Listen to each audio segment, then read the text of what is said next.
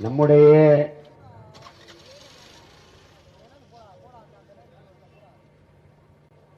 அன்னை நிலம் தமிழ் மண் வெள்ளை ஆதிக்கத்தின் கீழே அடிமைப்பட்டு விடக்கூடாது என்பதற்காக வீர போர் புரிந்த நம்முடைய வீரப்பெரும் பாட்டியார்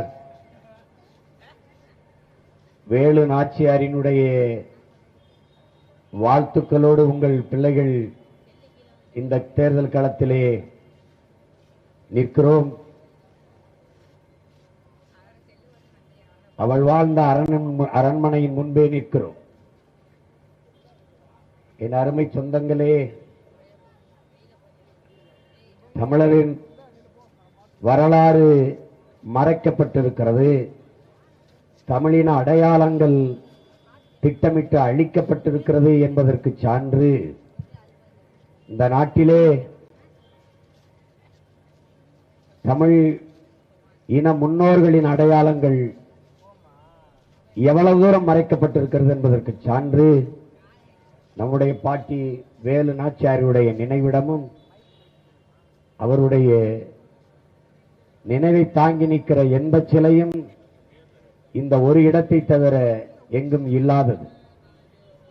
மற்றவர்களின் சிலையின் உயரம் என்ன, அங்கே நிற்கிற எம்ஜிஆர்களுடைய சிலையின் உயரம் அளவு கூட நமது வீர பெரும்பாட்டியார் வேலுநாச்சியாருடைய சிலை இல்லை.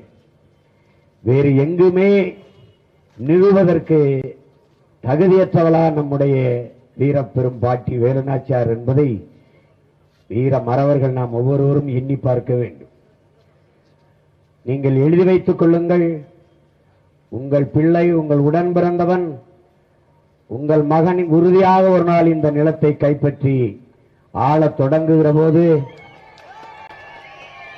சென்னை வானூர்தி நிலையத்திலிருந்து வெளியே நீங்கள் வருகிற போது என் பாட்டியின் சிலையை பார்த்துதான் இந்த மண்ணுக்குள் நுழைய முடியும்.